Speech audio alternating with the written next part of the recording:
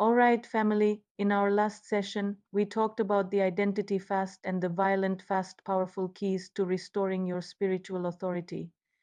But today, we're diving into the final two fasts, and I want to show you how they unlock heaven in your real, everyday life. I want to tell you about Vicky.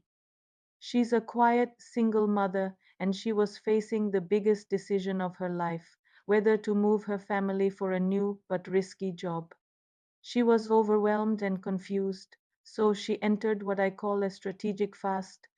For 21 days, just like Daniel in the Old Testament, she set aside specific time not for general prayers, but for one single focused cry: God, show me what I can't see. She gave up her favorite foods and cut out distractions, and you know what happened?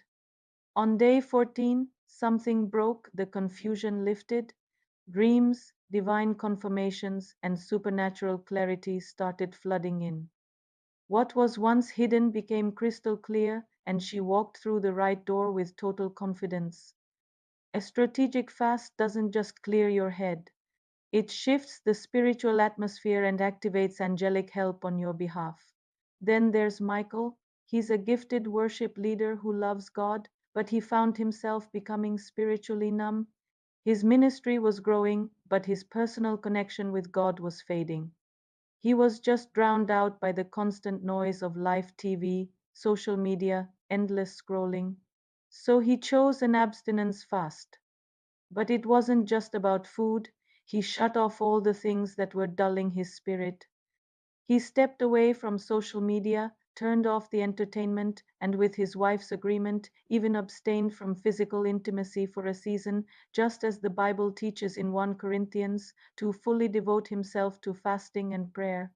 And in that quiet, secret place, something sacred happened. His spiritual hunger for God roared back to life, his ears opened, his spirit became sharp again. This fast of consecration, like when the Israelites prepared themselves to meet God at Mount Sinai, restored his focus and reignited his passion. Listen, the enemy panics when you fast like this. Not because you're skipping a meal, but because you're stepping into clarity, purpose, and real power.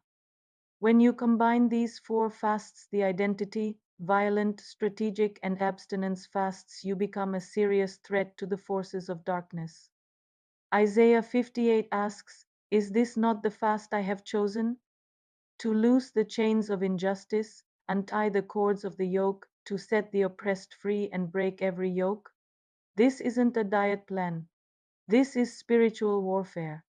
And when you engage in this way, heaven responds and hell loses its grip on your life. Thank you so much for tuning in. If this message blessed you, please hit that like button, subscribe, and share it with someone who needs to hear it. God bless you.